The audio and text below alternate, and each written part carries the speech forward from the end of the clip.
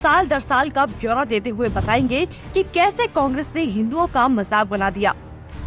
1950 में आया आर्टिकल 25। कांग्रेस 1950 में आर्टिकल 25 को लेकर आई, जिससे धर्म परिवर्तन को मान्यता दे दी गई। और सबसे ज्यादा किसका धर्म परिवर्तन हुआ ये सब जानते हैं, लेकिन ये तो सिर्फ शुरुआत थी।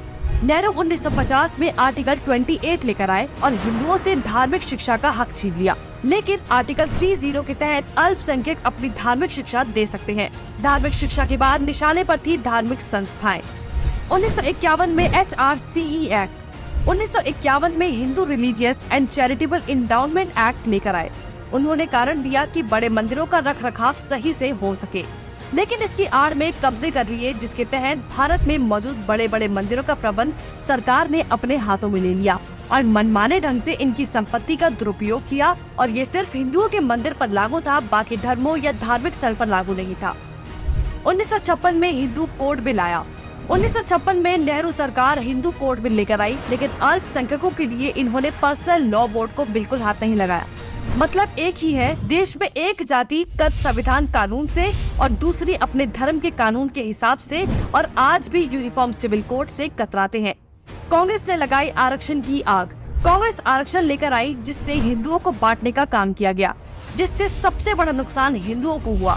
आरक्षण की देश में जरूरत थी, लेकिन मक्कार कांग्रेसी इस योजना को 10 साल लागू करने की बजाय इसे बढ़ाते चले गए और न ही इससे लोगों को सशक्त बना पाए, जबकि लोगों को इसकी लत लगा दी गई। इंदिरा का कार्यकाल। साल 1976 में इमरजेंसी के दौरान ही इंदिरा ने संविधान में सेक्युलर शब्द को जबरदस्ती घुसा दिया, जिसको लेकर संसद में कोई चर्चा तक नहीं हुई। मतलब कि हिंदू बहुसंख्यक होते हुए भी भारत हिंदू देश नहीं कहलाया जा सकता, जबकि आप हमारे आसपास देखेंगे तो सभी मजहबी देश हैं, लेकिन हिंदुओं के लिए कोई देश नहीं बचा। इसके बाद हिंदुओं के कानूनी अधिकार और इतिहास निशाने पर थे। 1991 में पूजा स्थल कानून। 1991 में कांग्रेस ने पूजा स्थल कानून बनाया, जो बेहद हिंदू विरोधी कानून था, क्योंकि इस कानून के तहत हिंदू, सिख और जैन मुगलों के कब्जे से मंदिरों को छुड़ाने के लिए लड़ाई ही नहीं लड़ सकते। उनके पास दलील सुनने का कोई कानूनी अधिकार ही नहीं छोड़ा गया। हमने लाखों मंदिर और उनका इतिहास खो दिया। 1992 माइनॉरिटी कमीशन एक्ट। कांग्रेस ने अल्पसंख्यक आयोग अधिनियम बनाने के बाद अल्पसंख्यक आयोग बना दिया।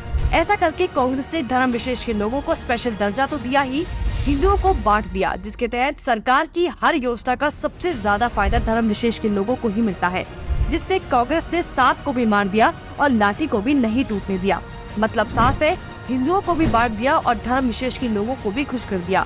जब देश सेकुलर बना दिया तो मेजॉरिटी और माइनॉरिटी की जरूरत ही क्या थी। 1995 में वक्फ बोर्ड कानून। 1995 में वक्फ बोर्ड कानून बनाकर कांग्रेस ने एक और महापाप किया।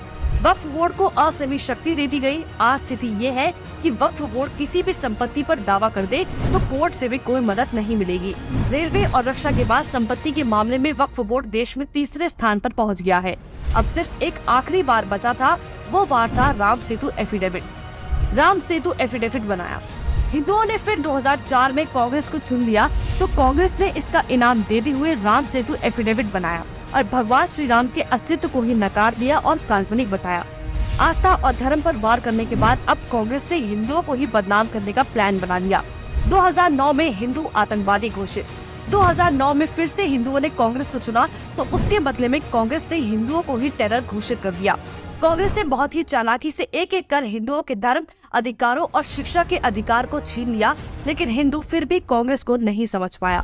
औरंगजेब ने हिंदुओं को खत्म करने के लिए तलवार का इस्तेमाल किया, तो कांग्रेस ने हिंदुओं को खत्म करने के लिए संविधान का इस्तेमाल किया।